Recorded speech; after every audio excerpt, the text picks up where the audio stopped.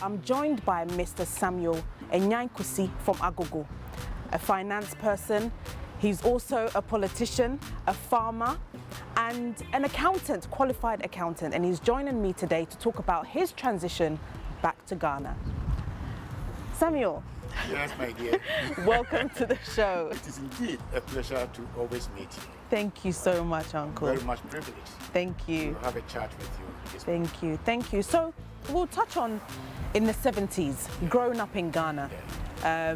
You were a teacher at the age of 15, trying to support your family. Tell us about that. Well, indeed, my parents had 13 children. I was Wow. number 2. Okay? Wow.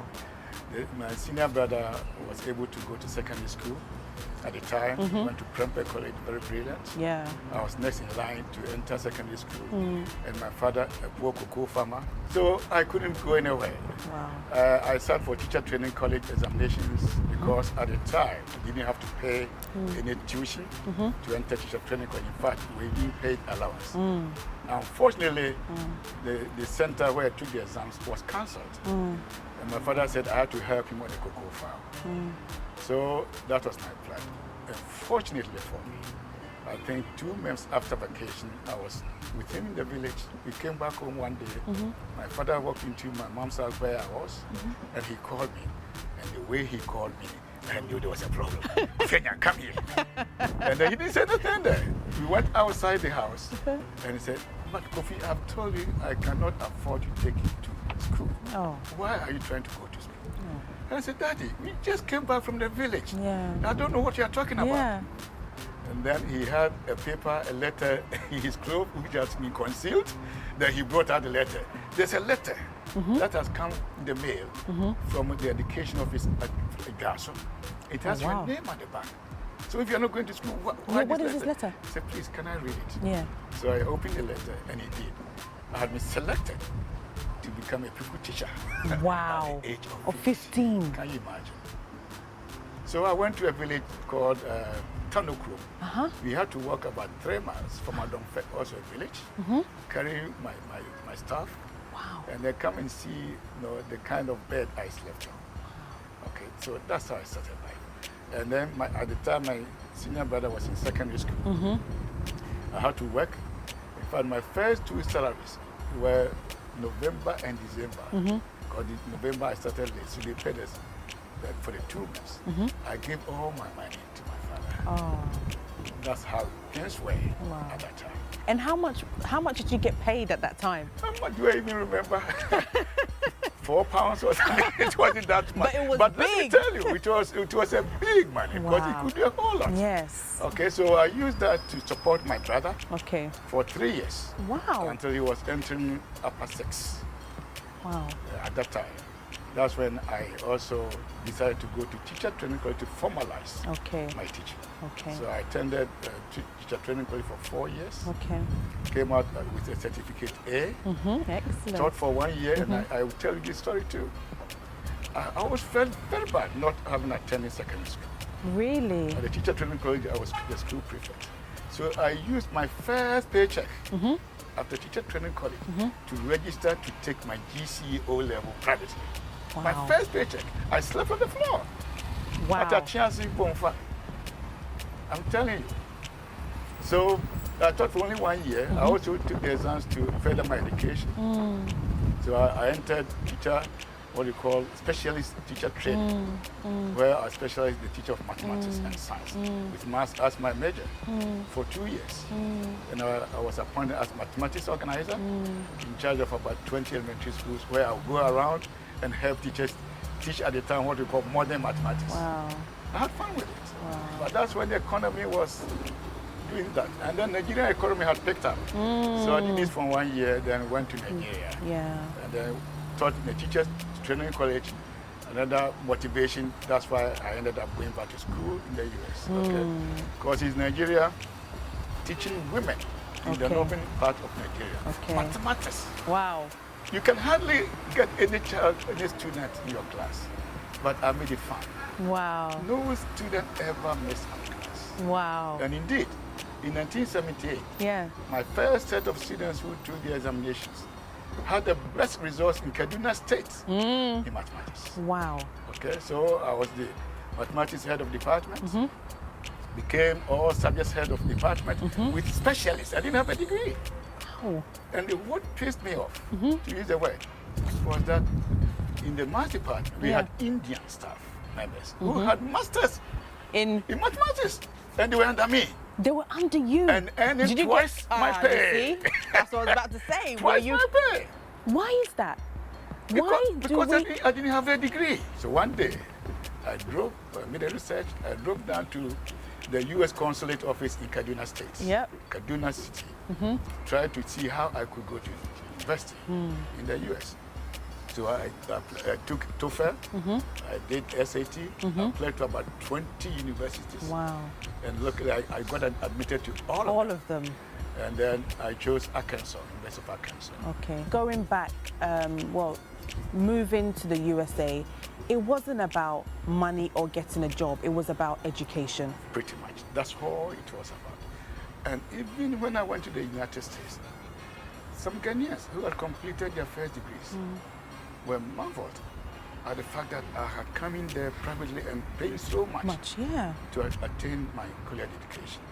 And because of the specialties I did in Ghana, it took me 3 years to acquire my first degree. And I went through the system, acquired permission to do part-time to support my education. And I went through all the processes. Then after 1 year, I went back to do my master's. And at the time I was doing my master's full-time. And don't say this, I was doing full-time work too as my contract. Okay, that's I had permission to do. Normal. That's what I did. People were wondering how I could do that. So tell us about some of the companies that you've worked at, the Cycle, MayaTech, talk about some of the companies that you've managed to work at. The first job I picked up was Washington newspaper. In Washington, D.C. Yeah. That was the time my wife had come home for her green card. And then I did that for only 1 year. In fact, that's where I was doing my practical training. One day I woke up, went to work, and my business manager, Kevin, I still remember him so well, he has been a friend since then, said the business is falling. Oh no. But then I had applied to do my master's. Okay. So it didn't cause much harm, except that my earnings, no income. So I hurriedly applied for other jobs.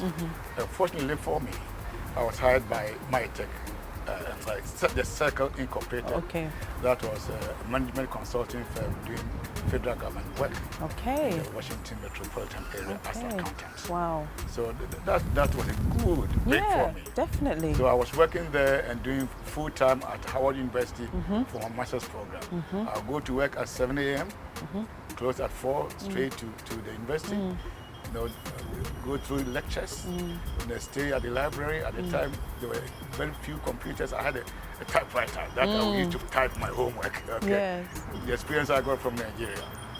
So that's how I went through that. And then I got promoted by the time I completed my master's program. Okay, I got promoted to become the director of accounting at the Circle Inc. I was there for 5 years. And another company, I think overhead the work I was doing at this competitor. So they called me, and gave me an offer that I couldn't refuse. So again, I left the Circle and then joined the MayaTech Corporation in October 1991. So during this time, did you ever think or feel as you want to go back to Ghana at all? At that point? I never left my house. In fact, in Nigeria, where I was, I organized the Ghanaians in Kaduna State. So any Ghanaian who came, I would take him to my friend Aliyu. Okay. And I would help the person settle, get all the immigration papers. So I started my connection with the Ghanaian community. And again, when I went to the US, even while in college, I also helped to organize the citizens of my hometown, Agogo. Okay, and in 1993, we came together and formed an association. And then, with my good friend, Honorable Agyapong, we grew up together. When I was in Nigeria, anytime I came home to visit on holidays with the person would meet me. So we had a lot of chat about our community. It started very early when we built our community center back in 1971. So we were always talking about how we could help. Okay. So it was, to me, not a surprise at all when Honorable Agyapong, so rest in peace, entered Parliament. And he was the perfect person because of his attributes and how he viewed the selflessness, okay, the way, the passion, okay, how he loved his people. I mean, as you heard about him, was a perfect example of a good leader. So I supported him. In Parliament, I'll go to the World Bank site, pull information. I said, no, the government has taken this loan. They have spent this much. When you go to Parliament, please check why, what the money, how they spent it. So Banrudu was very sharp. In the 90s, he was in Parliament because he was asking tough questions, good questions. Okay. So he was there. In fact, from 1992, every year, I was coming to Ghana. Okay. And I would spend about 80% of my time helping the community. I would go to the district office. Okay. We'll have a chat with the DC, had a chat, with the community people, organized so much stuff. I was the first person to buy a computer for my secondary school at all. Wow. So back in 1996. Can you imagine? Wow. Well, we're going to hear more from Mr. Samuel Anyang-Kusi after the short break. Imperial Homes Ghana and Great Britain has carved a niche for itself within the real estate industry as the premier provider of luxury homes in Ghana and England, with a mission to provide safe, good value, modern housing and personalized estate management services to its clients and customers. All our homes meet the Lifetime Homes Standard, as well as the highest standards of engineering excellence. Guba Card welcomes you to the land of gold, Ghana. The Guba Card is a unique loyalty card which gives you the opportunity to enjoy discounts of up to 40% on goods and services. You enjoy discounts of the best of hotels, amazing restaurants, beauty lounges, spas, health centers, fashion houses and shopping centers in Ghana. The Guba card can also be used as a prepaid Visa card with Access Bank, our partners, offering you conveniences on all payment platforms. Applications is safe, secure and valuable. Call us or WhatsApp us on 0245 156 705. Visit www.gubadiaspora.com. Guba Card, the best discount card in Ghana. With over 1.2 billion people, Africa is a large continent with a rapid economic growth, full of investment and business opportunities.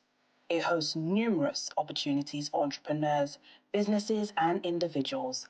As Africa marches towards a better economic future, how do you become part of it? Who can you safely speak to? Where do you start? Think no further. ODANA connects. We have identified the challenges people face in getting the right people and discovering the right opportunities in Africa.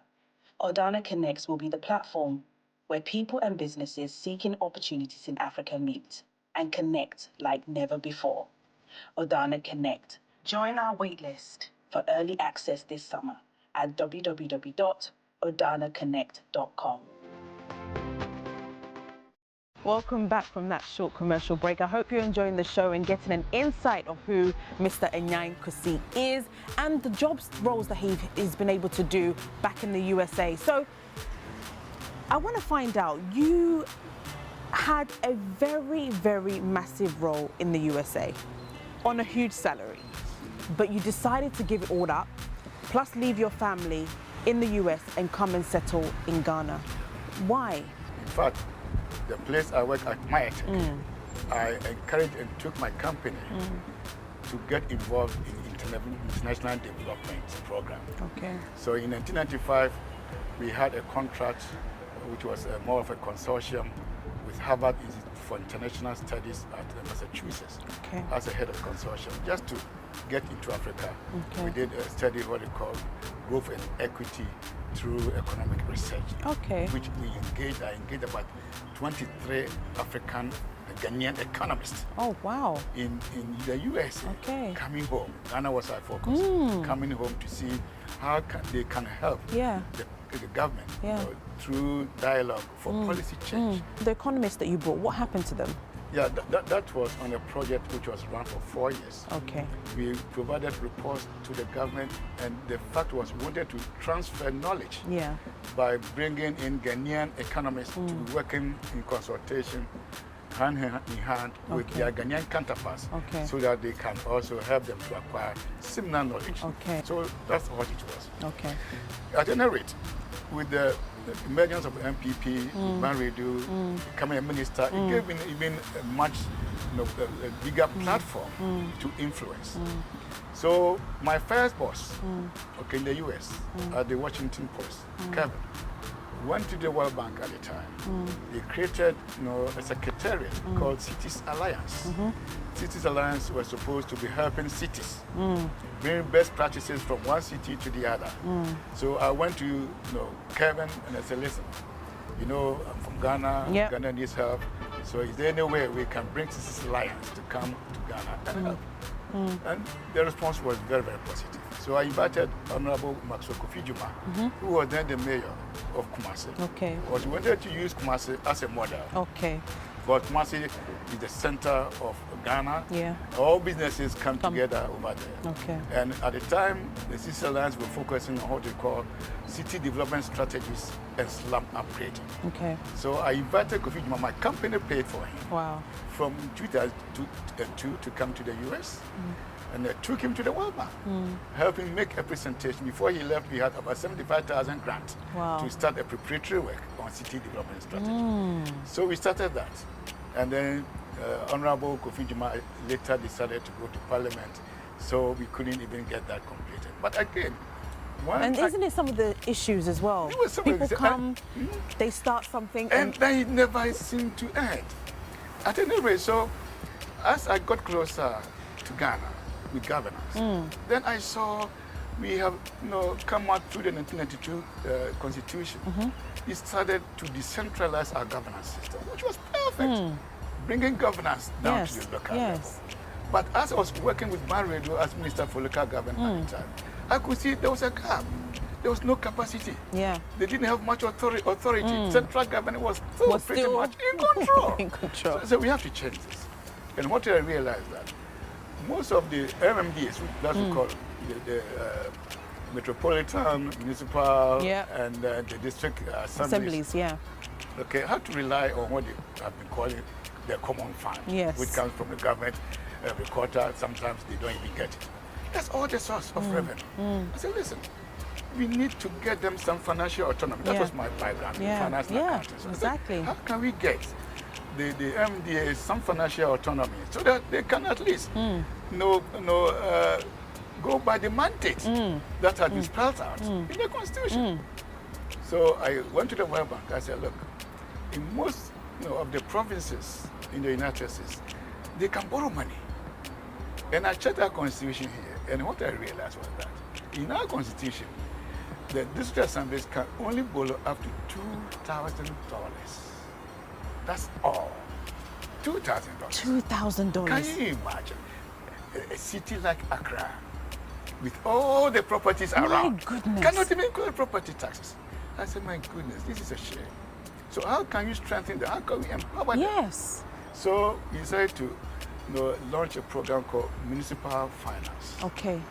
And so that will allow the municipalities, at least within the constraints of the government, of the sovereignty, can borrow on their own. So they don't have to rely so deeply on the central government. So I went to the bank, they gave us grant. We did the initial workshop, that was back in 2005. And the report went to our president at the time, President Kufuor, and he said, this is fantastic. Let's go forward with it. So in 2007, I was invited to come and lead a task force to do a consultation as to how best we can institute municipal finance and implement it. So that was the big break at the time that I had to decide whether to come home. And it was a tough decision. I'm telling you, Leaving your Dentaa, family, your girls, Jesus Christ. your wife. I don't want to think back because of what has happened thereafter. I remember when I told my president I wanted to leave, and he knew I was helping Ghana all the time. He was very supportive, but I mean, it was a shock. How did it make you feel? Something that you sacrificed your work in the US, your family, your children crying, that picture in your mind, you've come to Ghana, you've started the project, and all of a sudden somebody tells you that actually, no. I felt so bad and asked myself, what have I done? Yes. Why? Do you have to go back? How do I go back? My children were still young, okay? Some of them were still in high school. Yes. Okay? So what have I done here? And I said to myself, I won't stop. I won't give up. I'll still fight. I'll fight this on. So I went to the minister and said, Minister, listen, I've had some discussions with the World Bank. They were going to help us with the urbanization agenda. Yes. People are flooding from our city, from our villages into the cities like never before. Yes. And we have no clue how to manage it. And I've had a discussion with the Cities Alliance to come and help us manage this urban influx. So you want to leave this? And he said, okay, Mr. Anyang-Kusi, you can proceed. That's when they engaged me as a consultant to help facilitate that process. So we did that. I did that for about from 2009 October until 2015. Okay, and then we did a lot of that. So through that influence, through that work, that's how we came up with what we call the National Sanitation Day. Okay. Then the National Urban Policy was through that program itself that helped to bring out the need to establish a policy around the urban agenda. I want to ask you, do you think that in everything that you have been through, that it has been worth it? I look at what has happened to me personally. My engagement, my work relationships with our fellow citizens. And there's one thing that is very clear, particularly in regards to those of us who perhaps didn't travel and stayed here over these years. I think they have a legitimacy. They think they have the legitimacy to be the ones in charge. And perhaps most of us who traveled left the country, we didn't care about the country. Without realizing that we traveled overseas just to come back and help. And indeed, from the summit, homecoming summit, it's clear. The money we bring into the country is not the money, the influence. Okay, through our relations, through our dear ones, that's quite significant. But the mindset of our people feeling too bossy. You give them a position of public nature, and they think they are bosses. Do you think that sometimes they think that you're overqualified? You've come from the US, you've got all these degrees, your masters, and you've come and you want to make change. Do you think that they kind of fear there's a threat. The potential? They consider it as a threat. As competitors. They look at us more so as competitors. And for that matter, they will not give us the space. Okay? Because they think we know too much.